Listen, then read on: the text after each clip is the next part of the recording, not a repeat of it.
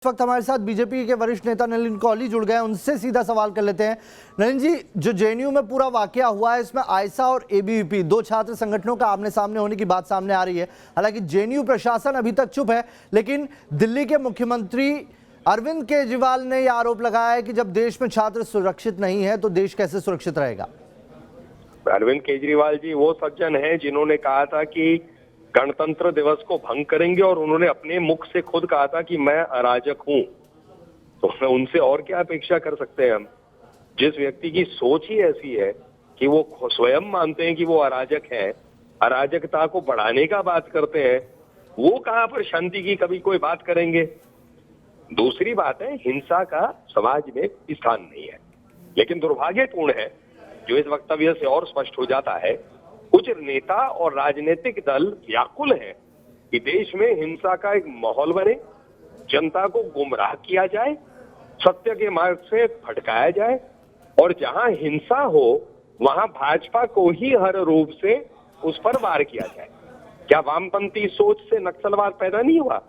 क्या नक्सलवाद जो है एक आतंकवाद का रूप नहीं है? क्या इस विश्व में वामपंथी सोच से निकले आतंक नक्सलवादी जो है वो बम ब्लास्ट के आधार पर हमारे सुरक्षा कर्मी और निहत्थे लोगों को मारते नहीं है? तो उसके खिलाफ क्यों नहीं खड़े होते? दूसरी बात, जो वहां से रिपोर्ट्स आ रही है, जो छात्र वहां रजिस्ट्रेशन करने जा रहे थे, संख्या किसकी ज्यादा है जेएनयू में? वामपंथी सोच के छात्र। पढ़ाई का एक गढ़ है, वो पढ़ाई करने लोग जाए, अगर पढ़ाई करे, अच्छे से करे, तो देश में देश की सेवा के लिए बहुत बड़े वित्त मंत्री भी तो जेएनयू से हैं। कई ऐसे छात्र हैं जो जेएनयू से देश का नाम उन्होंने रोशन किया है। लेकिन वहां पर लगातार देखा जा रहा है कि वामपंथी जो छात्र संघ, वो कहीं ना कहीं दूसरे किसी संघ को बढ़ने नहीं देते और हिंसा के आधार पे आ जाते हैं। टुकड़े टुकड़े की बात किसने की? अफजल हम शर्मिंदा है, तेरे कातिल जिंदा, किन्होंने बात? भारत के टुकड़े होंगे किन्होंने कहा? और कांग्रेस के नेता, ऐसे दलों के नेता वहां जाकर इनके समर्थन में खड़े रहे। तो ये कैसी सोच है? क्या संविधान ये अधिकार देता है? ये गंभीर प्रश्न है और गंभीर रूप से इस पर चर्चा होनी चाहिए कि ऐसी सोच को बढ़ाने वाले लोग, प्रोत्साहित करने वाले लोग और ऐसी सोच रखने वाले लोग, जिन्हें टुकड़े टुकड़े गैंग कहा जाता है, क्या ये देश को मजबूत कर रहे हैं या देश के विभाजन के लिए एक नींव बनाने के प्रयास में है? रजिस्ट्रेशन का नलिन जी आज आखिरी दिन था और ऐसी सिचुएशन जो आज पैदा हुई है, क्या ये डेट आगे बढ़नी नहीं चाहिए? अब मैं इस पे कहूंगा नहीं, ये तो अधिकार मेरा या आपका नहीं, ये तो अधिकार जो है केवल वहां के जो है वाइस चांसलर साहब और वहां जो एडमिनिस्ट्रेशन है वही तय कर सकता है। क्योंकि ये इसमें कई बार होता है कि रजिस्ट्रेशन की आवश्यकता, और आज जो स्थिति हुई है ये साधारण स्थिति नहीं है, असाधारण स्थिति है। तो ऐसे में हो सकता है कि वो इसको भी एक इस बात सोचकर शायद इस पर कोई निर्णय जल्द ले। जी, छात्र संघ, जेएनयू छात्र संघ की तरफ से जो एबीवीपी पर आरोप लगाए गए उसके बारे में क्या कहेंगे? ये कहा गया कि नकाबपोश कुछ लोग आए और उन्होंने हमला किया। आयशी घोष ने खुद ये बयान दिया। खड़ी थी क्या जेएनयू में एबीपी खड़ी थी जब वो कह रहे थे अफजल हम शर्मिंदा है, तेरे कातिल जिंदा है? अफजल को फांसी किसने दी? Supreme court.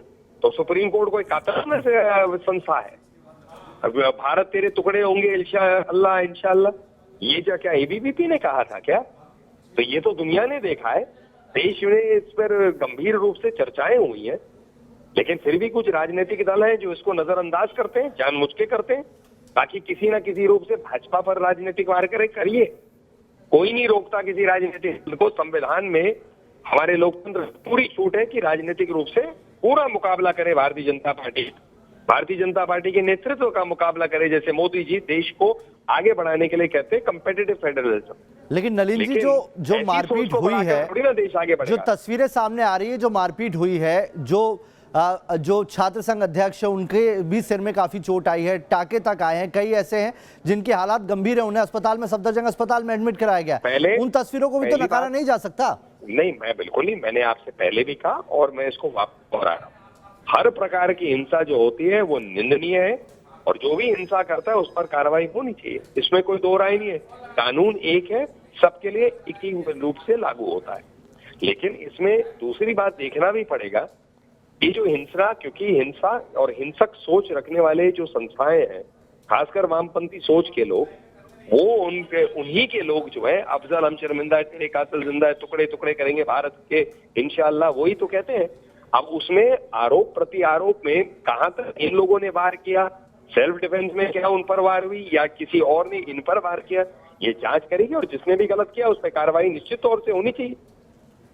चलिए, बहुत बहुत शुक्रिया। नलिन कोहली बीजेपी नेता हमारे साथ जुड़े हुए थे और ये कह रहे हैं कि जो घटना हुई है दुर्भाग्यपूर्ण है और सीधे तौर पर उन्होंने कहा कि जो भी इसमें दोषी हों उनके खिलाफ कार्रवाई होनी चाहिए।